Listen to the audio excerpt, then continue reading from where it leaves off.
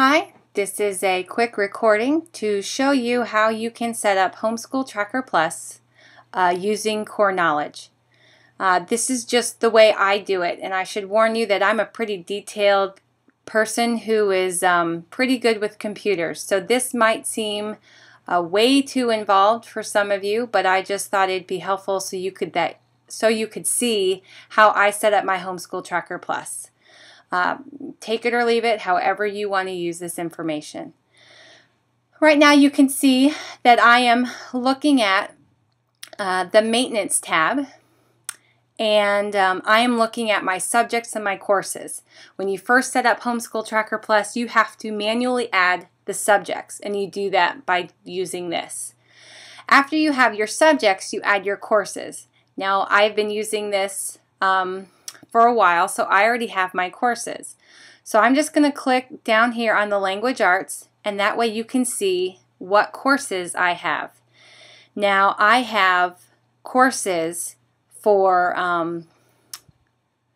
all the different separate components of the sequence. I have chosen to do this because it's easier for me to track and run reports within Homeschool Tracker Plus. So you can see I have 1, which just means grade 1, LA, which means language arts, and then the Roman numeral 1. That is because in the sequence, phonics and reading, as you can see the one down here, reading and writing is what the sequence has on Roman numeral number 1. So I've separated these out. I have phonics, then 1A is reading, 1B is spelling, 1C is writing, then 1C is also handwriting. Again, it's just easier for me if I can track certain things and activities separately.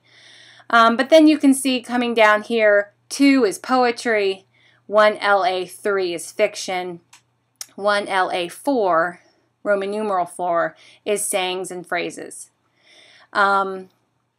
And I do that for all the grades. I've used this for 1st, 2nd, and 3rd grade. And then over here, Homeschool Tracker Plus asks you to enter in a code.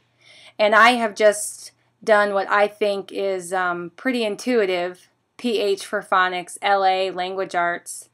Down here, I have LARD, which is language arts reading.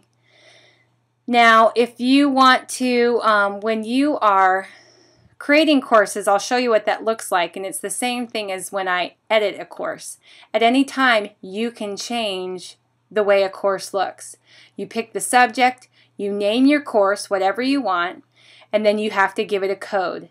And then you can choose what kind of grade you want, whether it be a letter grade or pass-fail, and whether or not you want to weight it. Now, I am in the elementary school grades, so I am not too concerned about grading at this point, but this might be helpful for me when I'm in high school and have to do a transcript. So I'm just going to hit cancel because I have not made any changes. Now let me show you also what I've done in history and geography. Again, I have separated the courses.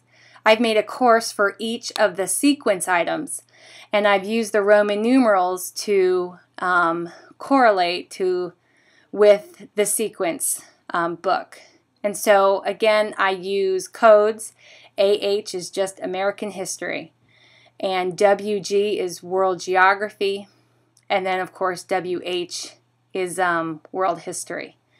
And then again, I have that through 2nd grade, and we're just starting our 3rd grade geography. So I haven't entered any of my new 3rd grade courses yet, but I will be doing that soon.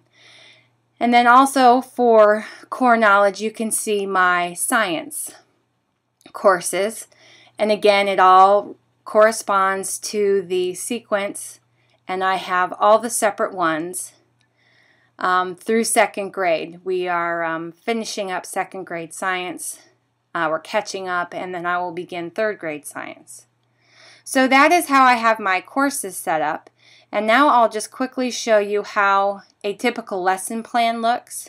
So I'm going to go to my teacher tab and click on lesson plans. Now here you can see if I click on this drop menu, it lists all the different lesson plans that I have. And you can see I have quite a bit. Just as I have courses for each of the sequence, I have lesson plans. So I had a course that was first grade language arts poetry. Well, now I have a lesson plan that is also 1 LA poetry. Now you add lesson plan names by here. You can add new or you can edit. And I'll just show you what that looks like. It's pretty basic. Just give your plan a name, and you can do objectives if you want. I do not. And then you can see here I have my course. I have the order in which I do these lessons, and then I give it a lesson number. Now this is just the way I keep track of things. I see that it's 1 language arts poetry, it's lesson 1, and I assign each one a number, and then I assign each poem the topic. The topic is just the poem we're going to be looking at, and then I have an activity, and this happens to be a read aloud to my kids, so I have a read aloud there. Let me show you another lesson plan that might be helpful. I'll scroll down here to Civil War. This is one that we came up with. Now some days, as you can see, this might be a little different than what the database planner suggests.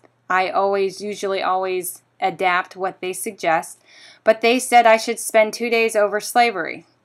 So we did. And I have that by lesson 1 and then lesson 1-2. And so I just always want to know what course am I teaching and what lesson is it and what's the topic. Here you can see here Virginia and the War. We live in Virginia, and I've already started adding in our Virginia history, so that was just an added lesson. I'll show you one more. We have just started to do Alice in Wonderland, and I spend 2 days on each chapter, and again, this is just pretty basic stuff. Now you can add all sorts of different things. You can add directions, you can add notes. There's a lot you can do, but just at the very basic level, you have a course for this core knowledge sequence item. Then you also have a lesson plan, and the lesson plan is where you have where you break it down into days. Now what's great about this is that when I teach my son, who is in first grade right now, I'm using old lesson plans that I have done for my daughter, who is just starting 3rd grade. So I didn't have to go back and do anything else. Once I enter in these lesson plans, they're there, they're saved, and it's just great to go back. So I hope this is helpful for your basic setting up, and I might try and do some more of these videos if anybody would like them.